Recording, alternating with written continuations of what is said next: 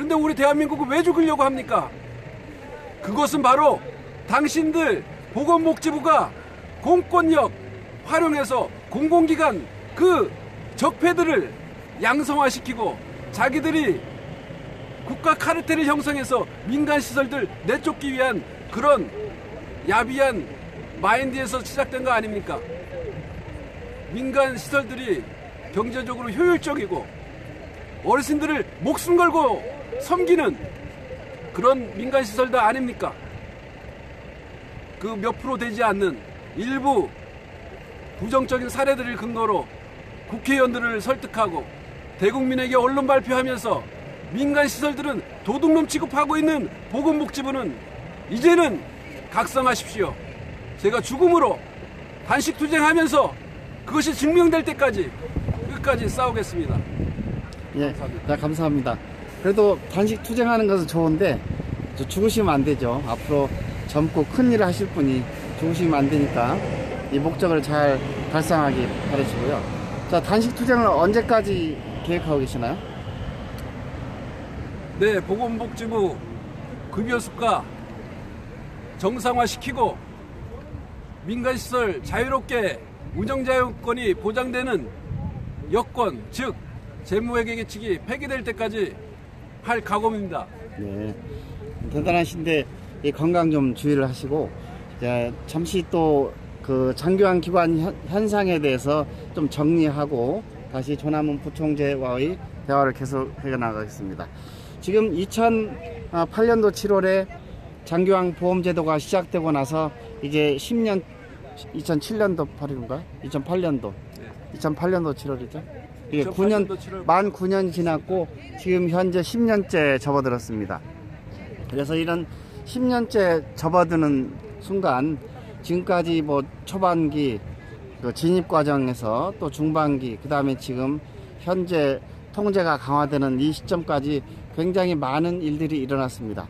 그런데 가장 지금 현 상황을 어려운 상황을 세 가지로 요약하면 실제로 그 민간 장기 요양 기관에 대한 사유재산권, 그러니까 민간으로서의 권리를 박탈하는 것입니다. 첫 번째. 그리고 두 번째, 그걸 목적으로 이제 수가를 안 올려주는 것이죠. 지금 이제 공생에 지금 장기요양 100만인 클럽 조남훈 회장님께서 잘 말씀을 하셨지만 공생뿐만이 아니고 전반적으로 이 수가로부터 자유롭지 못합니다. 지난 그 9년간의 내용을 보면 최저임금이 약 99% 상승을 하고 있었는데 이제 정부가 보건복지부나 국민건강보험공단이 그 인상한 그런 급여 수가의 인상폭은 뭐 거의 한 8%에서부터 23%까지 다양한 폭을 보이고 있는데 그 중에 공생의 인상폭이 굉장히 낮아서 더 이상의 생존의 문제까지 이제는 죽을 수밖에 없는 상황에 도달했다. 자, 여러분, 죽을 수밖에 없는 상황에 도달하면 우리가 할 일이 뭡니까? 아주 간단합니다. 꽥하고 소리 한번 질러보고 꽥하고 반대를 하는 것이죠. 예, 그래서 이런 시점에서 공생뿐만 아니라 소규모 재가시설 또 30인 규모 시설 이런 시설들이 보건복지부는 거의 대규모 시설해야 된다. 뭐 100인 이상 시설 중심으로 정책을 펴겠다. 그것은 정말 보건복지부 입장에서의 얘기고 여기서 말씀드리고 싶은 것은 첫 번째 사항에 말씀드리고 싶은 것은 정부의 신뢰보호라고 하는 것에 대해서 말씀을 드릴 수가 있습니다. 자, 그 한 예를 들어드리면 첫 번째 그 국민의 사유재산권을 박탈하는 그 관점에서 우리는 그것을 재무회계 규칙을 지키는 문제라고 얘기를 하고 있습니다. 그 문제에서 굉장히 중요한 정부가 국민의 신뢰보호의 원칙에 어긋난 일을 했다고 하는 것이 중요한 문제입니다. 신뢰보호의 원칙을 어긋나게 할 때부터 대국민 사기극을 벌인 것이죠. 왜 그런 얘기를 하냐면 2008년 7월에 장기요양보험이 시작이 되면서 이제 우리 인프라가 상당히 부족했던 시절이죠. 인프라가 부족하다 보니까 보건복지부는 그 인프라 확충을 위해서 전국을 돌아다니면서 민간인들을 끌어들이는 작업을 했습니다. 그 첫 번째 일로 모든 보건복지부 장관부터 공단 그리고 공무원들이 지방을 돌면서 이것은 여러분들이 노후를 대상으로 수익사업으로 좋은 사업이기 때문에 이 일에 꼭 참여해 주시라고 홍보를 하고 다녔죠. 지금 그 자료들을 고스란히 저희가 보관하고 있습니다. 그런데 그렇게 할 때 그 전에 어떤 문제가 있냐면, 사실 나중에 9년 10년 후에 안 일이지만 2008년도 7월에 장교항보험이 시작되기 이전에 2007년도 용역을 준 결과 보고서가 유출이 돼서 공개됐습니다. 그 내용을 살펴보니까 이 장교항보험은 공익적인 사업으로 비영리로 하면서 수익률 제로의 사업으로 설계됐던 것입니다. 그렇다면 민간인에게 수익을 창출할 수 있는 민간에게는 허용을 하면 안 되는 사업입니다. 그 원칙을 지키지 않았던 첫 번째 원죄가 보건복지부에 있는 것입니다. 여러분, 민간인은 자기 자본을 투입해서 수익을 만들고 그리고 먹고 살 것을 해결하기 위한 것입니다. 그렇지만 분명하게 설계서라든지 보건복지부 지급 얘기는 공익법인, 다시 말하면 국가나 지방자치단체가 설립할 때 기능 보강비도 주고 모든 건축비도 주면서, 말하자면 국민건강보험공단의 보험급여로 만들어지는 급여 수가는 오직 설치할 때 드는 비용이라든지 건축비, 시설비는 빼놓고 어떤 것만 있냐면 달랑 운영비만 포함이 되어 있다는 겁니다. 이 원칙을 잘 이해를 하셔야, 국민들께서 이해를 하셔야 되는 겁니다. 다시 쉽게 설명드리면, 민간은, 공익법인은 국가가 모든 설치라든지 기능보강비, 인력비를 지원하고 시설을 운영하면서 국가가 국민건강보험공단이 지급하는 급여 수가만을 가지고서도 운영을 할 수 있습니다. 그렇지만 민간기관은 내가 설치하고 내가 토지를 사고 기계도 구입하고 그리고 또 매달 운영도 해야 됩니다.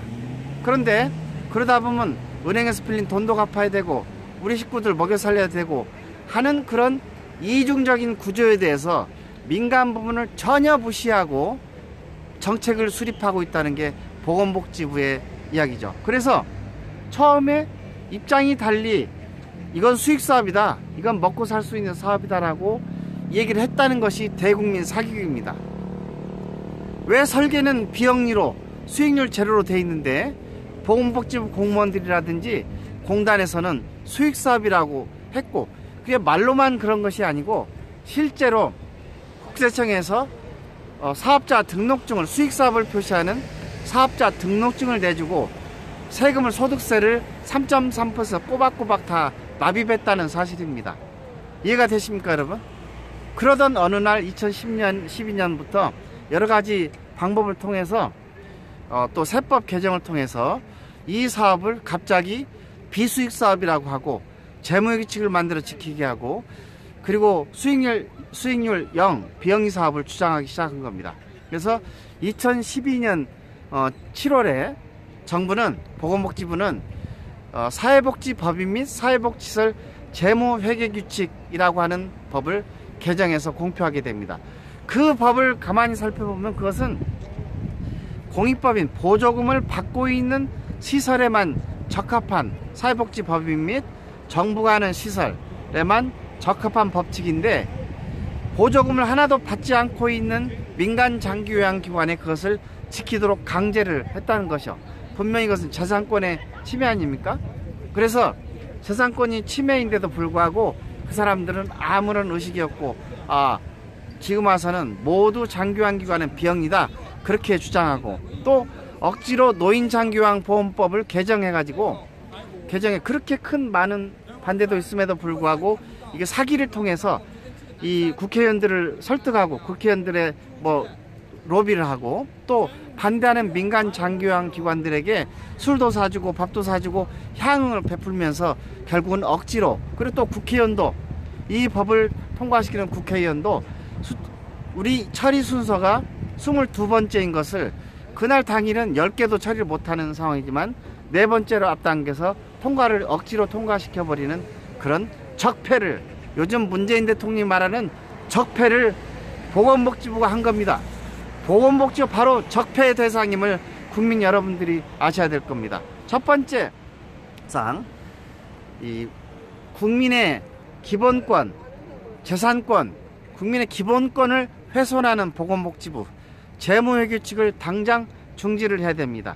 대국민 사기극을 중지해야 됩니다. 저희 장교왕 100만인 클럽과 공공정책 시민감시단에서는 그렇게 반대하는 재무규칙을 공표하게 되면 첫 번 두 가지를 하게 됩니다. 첫 번째는 역대 이명박 대통령과 박근혜 대통령 그리고 역대 보건복지부 장관을 대국민 사기극의 주범으로 검찰에 고발을 할 것입니다. 여러분 많이 지원해 주시고, 두 번째는 이러한 국민의 기본권, 보건복지부의 공권력의 횡포로 인해서 헌법 질서에 파괴가 생기는 현상을 바로잡고자 국민 기본권 회복 운동을 시작합니다. 오늘 이 순간 2017년 11월, 오늘이 1일이죠. 11월 1일, 그죠? 11월 1일, 오늘 역사적으로 우리 장교왕 100만인 클럽 공공정책 시민감시단이 국민의 기본권 회복을 위한 첫걸음을 지금 뛰는 겁니다. 여러분께서 응원해 주시고 지치지 마시고 참여해 주시고 동참해 주십시오. 지금 조남은 부총재가 하는 단식 투쟁의 첫걸음은 미미할 수 있습니다. 그렇지만 이런 시도가 불씨가 돼 가지고 여러분들의 동참으로 큰 횃불로 번져서, 여러분 문재인 대통령이 왜 대통령이 됐나요? 촛불 대회를 통해서 대통령이 됐듯이 이런 것을 우리는 횃불 문화 운동으로 전개해서 반드시 보건복지부의 적폐를 바로잡고 지금 국민의 기본권을 훼손하는 것을 바로잡도록 하겠습니다. 자, 이제 잠시 다시 조남은 부총재의 담화를 시작하겠습니다. 자, 조남 부총재님은 공생을 대표하고 계시죠? 2012년도 7월 달에, 제가 너무 머리가 좋은 탓으로 2012년 7월 달에 한국공생협을 시작하시고 초대 회장을 역임하셨습니다. 그리고 지금은 장교왕 100만인 클럽의 부총재로 활동하고 계시는데, 그러면 이 공생이 한 목소리가 돼서 지금 공생이 어려운 점을 개척해 나가고 만들어야 되는데, 공생이 여러 단체로 이렇게 갈라져서 힘이 합해지는 그런 문제가 좀 있다고 얘기를 들었습니다. 이 공생단체가 서너 개가 되는데, 이 공생단체 서너 개가 모두 힘을 합해서 한 목소리로 보건복지부에 우리 의사를 전달할 수 있는 방안이라든지 계획이 있으시면 좀 말씀해 주시죠. 좀 가까이 오셔서 말씀하세요. 네네네. 저는 한국공생협의 초대 회장으로서 2012년 7월 30일 날 오픈을 출범을 했는데, 정말로 그동안에 있었던 한노협에서 속해 있던 분들도 공생만의 목소리가 필요하다는 것에 공감을 했죠. 왜 공감을 했냐면은 그 당시 김현 회장님께서도 저랑 같이 얘기를 나눴지만, 공생의 급여 수가는 참 어쩔 수가 없다, 안타깝다, 이런 표현을 하시고 어쩔 수가 없다라는 그 말 속에 스며 있는 것, 저는 느꼈죠. 한노협이 더 이상 공생에 대해서 주장하는 게 한계가 있구나. 그리고 특별히 그 증거로 KBS 추정뉴스뿐에서 그렇게 공생 원장들이 노인들을 사고 판다 뭐 이런 얘기를 할 때, 저는 그 한노협의 반응이 뭐였냐면은, 우리가 이렇게 자정 활동을 할 테니까 감안하고 있는 게 좋겠다. 오히려 그런 것들을 이슈화 시키면 타격이 더 심해진다, 이런 말씀을 하시길래 저희는 공생협이 창립하게 되었습니다. 공생만의 목소리, 공생만의 장점, 또 공생의 문제점들, 또 인력 배치 기준, 여러 가지 조리원 문제, 이런 다양한 문제들을 우리 한국공생협이 문제 제기를 하였고, 일정 부분 그 성과들도 있었죠. 첫 번째 성과라고 한다면은 소방시설 설치 문제였었던 것 같습니다. 우리 소규모 시설에조차 그 소방시설을 다 하라고 그러니까 기관당 1,500만 원 정도 드는 그런 사업이었는데 우리는 못한다는 거죠. 그리고 필요가 없다는 겁니다.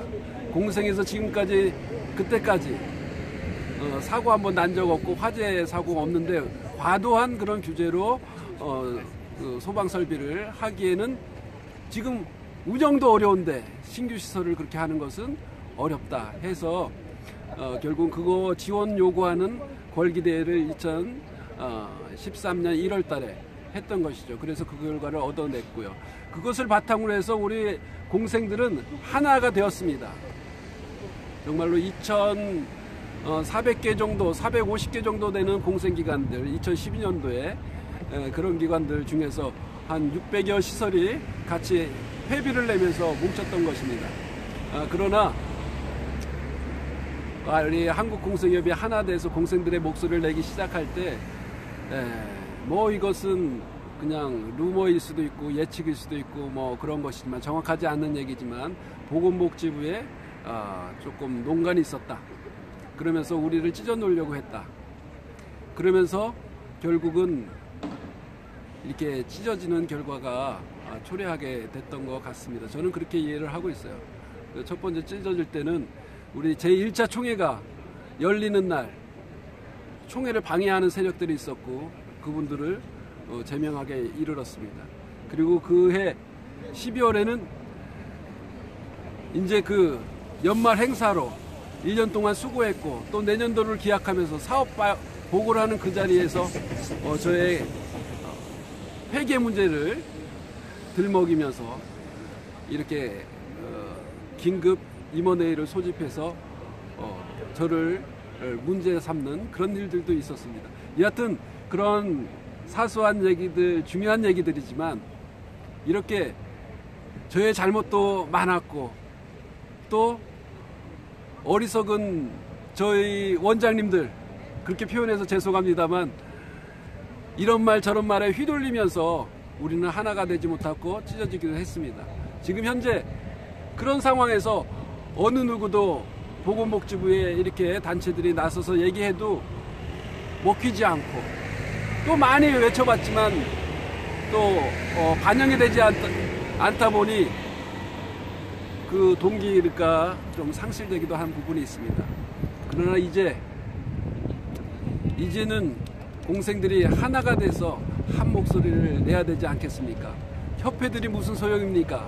여러분 공생 원장님 한 사람 한 사람들이 목소리를 내면 작은 빗방울이 모여서 겨울을 이루고 큰 강물을 이루고 큰 바다를 이루는 것처럼 여러분들의 그 작은 목소리들 특별히 여기 제3의 지대 공생이 아닌 제3의 지대 100만인 클럽 밴드에서 또 100만인 클럽 공생 커뮤니티에서 같이 한 목소리로 하나가 되었으면 좋겠습니다. 공생은 한 목소리를 내야 됩니다. 얼마나 우리를 무시하면 글쎄 실무위원회에서조차 이안 또 내일 있을 실무위원회에서 또 조율하는데 공생은 뭐 따질 것도 물을 것도 없이 5.03%로 픽스해버리는 그런 모습을 보면서 정말 창피하고 정말 우리가 얼마나 무시당하고 있는지 여러분들은 가슴에 느끼셨을 겁니다. 이제 저는 정말로 초대 회장으로서 공생의 찢어진 문제, 다시 하나 되는 문제, 이 문제에 대해서 뭐라 할 말이 없습니다. 단지 저는 이렇게 단식 투쟁을 통해서 조금이나마 그 책임을 감당하고 여러분 공생 원장들한테 실망시켰던 그런 부분들을 이해해 주기를 바라는 마음입니다. 제가 이제 더 이상 공생 문제에 앞장서서 나가기에는 너무 아닌 것 같습니다. 공생 문제는 이제 새롭게 신임 회장들이 뽑혔습니다.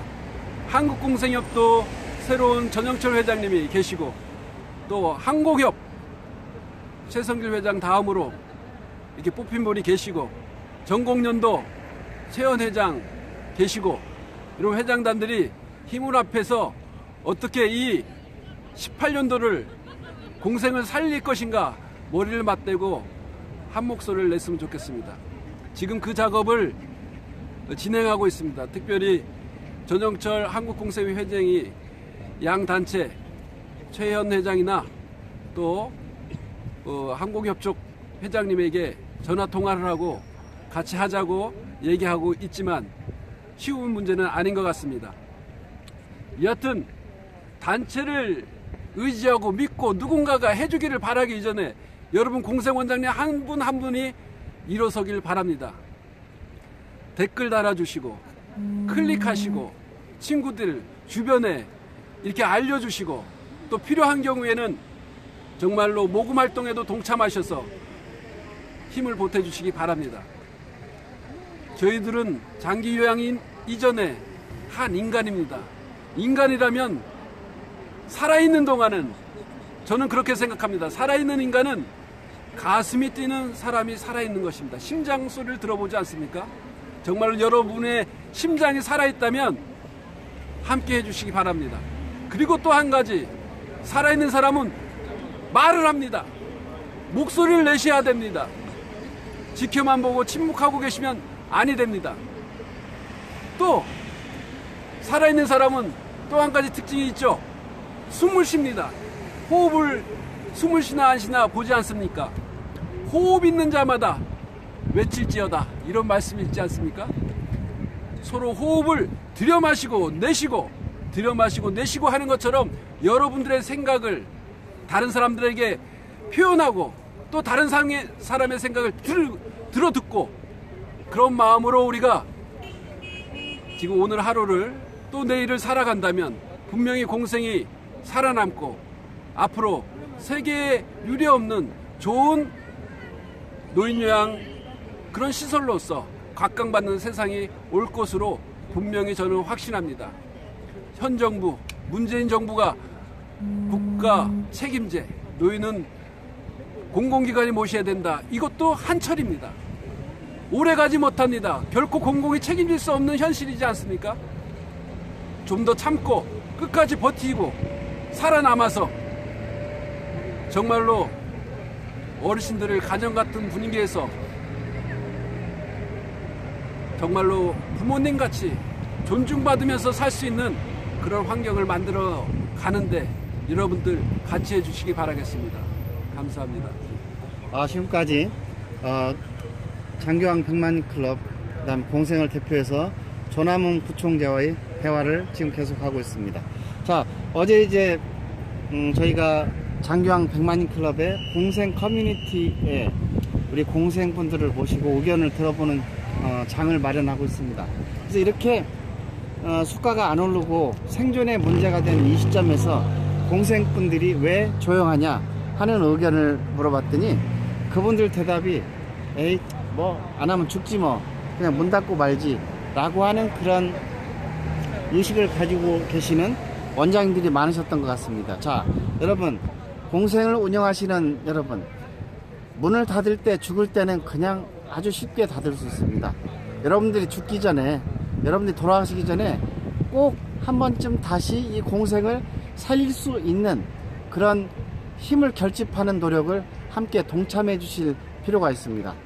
지금 현재 장교왕 백만클럽 전문 인터넷 신문 실버표 온라인 뉴스 달리는 장교왕을 청와대 분수 앞에서 진행하고 있습니다. 잠시 우리 조남훈 부총재님 잠깐 쉬시는 동안에 제가 다시 지금 장교왕 기관의 현안에 대한 그런 이슈를 정리하도록 하겠습니다. 뭐 왔다 갔다 하셔도 됩니다. 자, 여러분 앞서 재무기축에 대해서 언급을 해드렸듯이 가장 민간 장교왕 기관들이 고통을 겪고 있는 두 번째 사항은 소규모 시설에 대해서 말살시키는 그러한 작전입니다. 소규모 시설을 말살하기 위한 그런 작전에 여기에 대한 건데, 자, 여러분 여러분들이 이미 다 아시다시피 이제 정부는 지금까지 10년이 되면서 인프라가 확충됐다고 하는 것이라고 판단을 한 것 같습니다. 그래서 장교왕 기관인들이 주로 100인 이상 큰 시설을 하고 또 재가시설 위주로 하면서 취약한 보호를 중점적으로 사업을 전개해 나갈 그런 정책을 피고 있습니다. 그러한 음모가 보건복지부 공무원을 보면 노인형 공동생활 가정을 죽이고 말살하고 재가시설을 말살하고 하는 정책에 대해서 말하면 전혀 그런 적이 없다고 말을 하지만 사실은 현재 보건사회연구원을 중심으로 제2차 중장기 기본계획이 시작되고 있지 않습니까? 그 기본계획의 골격을 보게 되면 이미 똑같은 형태로 진행하고 있습니다. 소규모 시설을 줄이고 대형시설 위주로 가겠다. 그 다음에 재가시설 위주로 편성을 하겠다. 그게 이제 일본 스타일인데요. 그 다음에 또 한 가지를 보면 어느 재판에 행정소송이 걸려서 재판에 가보게 됐습니다. 그 재판에 가서 보게 되니까 보건복지부와 공단을 대표해서 참석한 그런 변호사가 무슨 말을 하냐면 기가 막힐 노릇이죠. 정부나 공단이 꼭 작은 시설을 끌고 갈 필요가 없지 않습니까? 작은 시설은 없애고 큰 시설로 가는 게 뭐가 문제가 됩니까? 라고 노골적으로 얘기를 하는 것을 들었습니다. 지난 9년 동안 이제 10년째 소규모 시설, 재가시설이라든지 그런 노인요양 공동생활 가정은 지역사회 거점에서